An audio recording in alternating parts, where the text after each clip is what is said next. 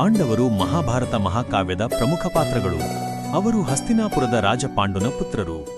ಆದರೆ ಪಾಂಡುನಿಗೆ ಶಾಪವಿದ್ದ ಕಾರಣ ಅವನ ಪತ್ನಿಯರಾದ ಕುಂತಿ ಮತ್ತು ಮಾದ್ರಿಯವರು ದೇವರ ಆಶೀರ್ವಾದದಿಂದ ಪುತ್ರರನ್ನು ಪಡೆದರು.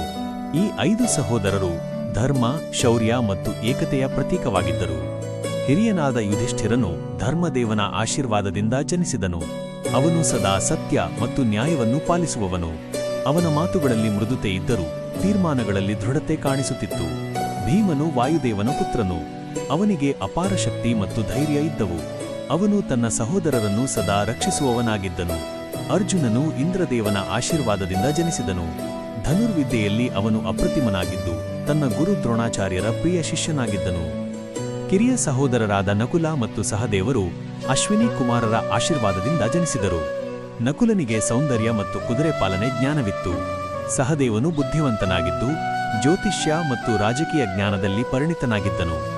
ಪಾಂಡವರು ಬಾಲ್ಯದಿಂದಲೇ ಅನೇಕ ಕಷ್ಟಗಳನ್ನು ಎದುರಿಸಿದರು.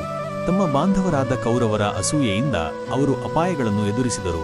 ಆದರೂ ಪಾಂಡವರು ಎಂದಿಗೂ ಧರ್ಮದ ಮಾರ್ಗವನ್ನು ಬಿಡಲಿಲ್ಲ. ವನವಾಸ, ಅಜ್ಞಾತವಾಸ ಮತ್ತು ಅನ್ಯಾಯಗಳ ನಡುವೆಯೂ ಅವರು ಪರಸ್ಪರ ಏಕತೆಯಿಂದ ನಿಂತರು. ಪಾಂಡವರ ಕಥೆ ಶಕ್ತಿಗಿಂತ ಧರ್ಮ ದೊಡ್ಡದು ಎಂಬುದನ್ನು ಬೋಧಿಸುತ್ತದೆ. ಸತ್ಯ, ಸಹೋದರತ್ವ ಮತ್ತು ತ್ಯಾಗದ ಮೂಲಕ ಜೀವನವನ್ನು ಹೇಗೆ ನಡೆಸಬೇಕು ಎಂಬುದಕ್ಕೆ ಪಾಂಡವರು ಶಾಶ್ವತ ಮಾದರಿಯಾಗಿದ್ದಾರೆ. ಕುಂತಿಯ ಗುಪ್ತಪುತ್ರನಾಗಿ ಜನಿಸಿದ ಕರ್ಣನು ಜನ್ಮತಃ ಸೂರ್ಯನ ವರದಿಂದ ಕವಚಕುಂಡಲಧಾರಿ ಆಗಿದ್ದನು. ರಥಸಾರಥಿಯ ಮನೆಯಲ್ಲಿ ಬೆಳೆದರೂ ಅವನ ಮನಸ್ಸು ಸದಾ ವೀರತ್ವ ಮತ್ತು ಗೌರವಕ್ಕಾಗಿ ಹೋರಾಡುತ್ತಿತ್ತು. ತನ್ನ ಶೌರ್ಯವನ್ನು ಸಾಬೀತುಪಡಿಸಲು ಅವನು ನಿರಂತರ ಶ್ರಮಿಸಿದನು. ದುರ್ಯೋಧನನ ಸ್ನೇಹವು ಅವನ ಜೀವನಕ್ಕೆ ಹೊಸ ದಿಕ್ಕು ನೀಡಿತು. ದಾನಶೂರನಾಗಿ ಅಟುಟ ನಿಷ್ಠೆಯೊಂದಿಗೆ ಕರ್ಣನು ಮಹಾಭಾರತದ ಮಹಾನ್ ಯೋಧನಾಗಿ ಗುರುತಿಸಲ್ಪಟ್ಟ.